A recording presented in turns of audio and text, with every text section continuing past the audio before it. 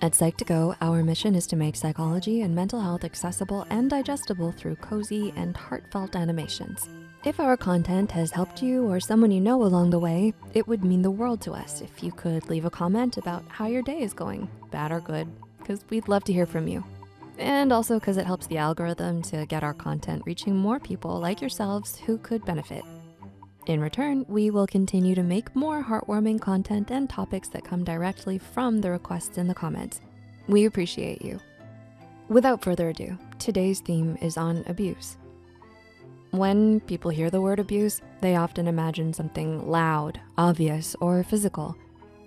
But some of the most damaging forms of abuse don't leave bruises. They leave doubt, confusion, and a version of you that slowly forgets how to trust yourself or anyone else. Mental abuse, psychological abuse, emotional abuse. These terms are often used interchangeably, but what do they actually mean? And why is understanding them so important for your relationships and your relationship with yourself, especially as you get older? Let's talk about it. What is mental abuse? Mental abuse targets how you think. It often looks like constant criticism or belittling, being told you're too sensitive or overreacting, rewriting events to make you question your memory, undermining your confidence or intelligence. Over time, mental abuse trains your inner voice to sound like the person hurting you. You don't just hear them anymore, you start hearing yourself say it. What is psychological abuse? Psychological abuse targets your sense of reality and safety. This can look like gaslighting, manipulation, intimidation, silent treatment or emotional withdrawal as punishment, making you feel responsible for their emotions. The goal isn't control through force, it's control through confusion. You start asking, am I imagining this? Is this my fault? Maybe I'm the problem. That uncertainty keeps people stuck, often far longer than even physical fear. And what is emotional abuse? Well, emotional abuse targets how you feel and whether you're allowed to feel at all. This often looks like dismissing your emotions, withholding affection, conditional love, mocking vulnerability, making you feel like a burden for having needs. You learn that connection comes with a cost.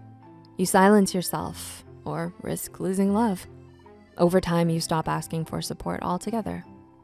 What do they all have in common? Despite the different names, mental, psychological, and emotional abuse share one core trait. They disconnect you from yourself. They erode self-trust, blur boundaries, replace intuition with self-doubt, teach you to prioritize survival over authenticity. Abuse isn't always about cruelty. Often it's about power over perception. And that's why it's so hard to spot, especially when it comes from someone you love. Why this matters as you get older.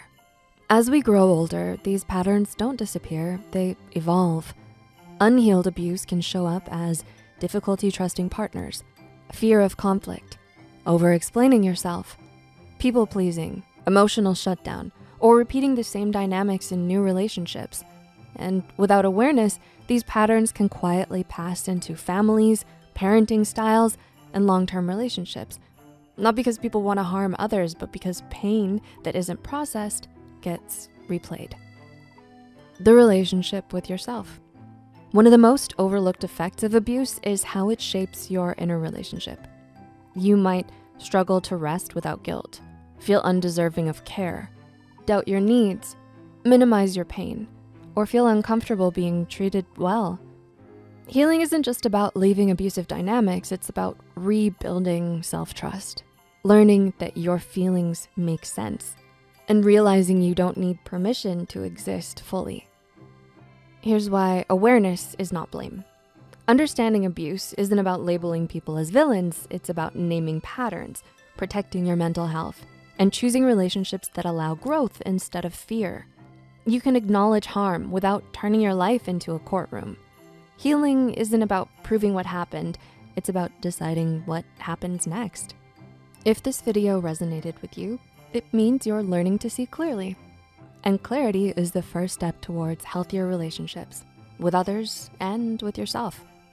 If you'd like to see a follow-up video on how to recognize these patterns early, or how to heal after emotional or psychological abuse, or how to stop repeating these cycles in relationships or parenting, let us know in the comments. Until next time, take care.